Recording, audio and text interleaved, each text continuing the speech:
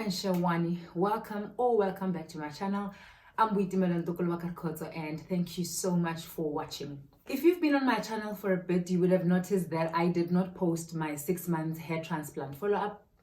So in this video, I'm going to share with you my 6 months and my 7 months hair transplant update. What happened was that I shot the 6 months update, and then when I was reviewing the footage, I figured that there was no difference between my 6 months and my 5 month follow-up. So honestly, I was discouraged. I felt like there's no difference. The other thing I noticed was that just above the suture line, I discovered 2 areas that had no hair. This had happened a few months ago on the bottom part of the suture line. Now these 2 new areas were on the top of the suture line, and I was just discouraged. So that's why I didn't post it, but I will load it just now. So I spoke to the surgeon, and he said to me, everything looks fine, I just need to be patient. I guess what everyone says is true, that after you've done a hair transplant, the hard part is the waiting. And I think another thing is just being careful of not comparing my journey to somebody else's journey, because our hair growth is different.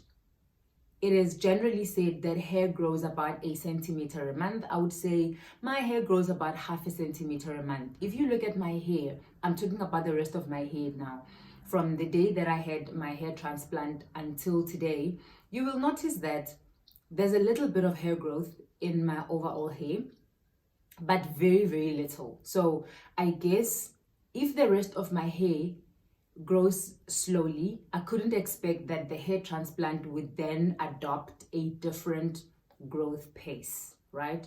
So I discovered that you have people who are slow growers, who see the change at 8, 12, even 18-month time.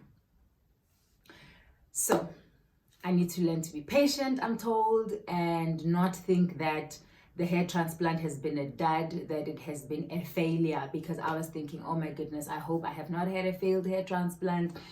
I hope that I don't have to have a second hair transplant, because it is clear that not everybody gets the kind of density they want from a first hair transplant. And I really, really, really hope that I never have to do a second hair transplant. Another thing I found out when I started doing some online research is that some people who have had a hair transplant experience an elongated telogen effluvium phase. Now, telogen effluvium is the stage in the hair growth cycle where hair is shedding.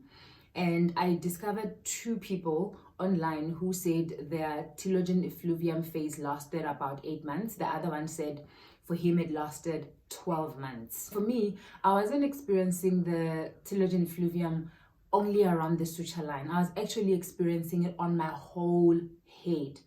All my hair is falling. And I understand this can be one of the side effects where the rest of your hair is affected, because as much as a hair transplant is considered cosmetic, it is actually a very serious operation. Imagine you have a whole gash at the back of your head. So it's very stressful to the body. Also, I had another operation 2 weeks before I had my hair transplant. I think my body is still recovering from all the stresses of all the anesthetic and the antibiotics, steroids injection, all of these things put together, and the stress I have from work and just life in general, I think contributed to why my hair has been falling overall. And for those who are worried about these, you don't have to worry. These are extremely light. They're not tight at all. I only did them like 2 weeks ago, and it was just to help me not deal with combing my hair every day, because I found that the more I combed it, the more it was falling. So it's just to give myself a little bit of a break. And no, you don't have to worry. I have learned the lesson the hard way. I am not going to do anything that's going to jeopardize my hair again. As you can tell, I have not touched any part of the transplanted hair. I only basically styled the back of the hair that was always there. So you guys don't have to worry. These are very light, a lot lighter than braids. So that's it as far as the 6 months follow-up is related, and here is the 7 months follow-up.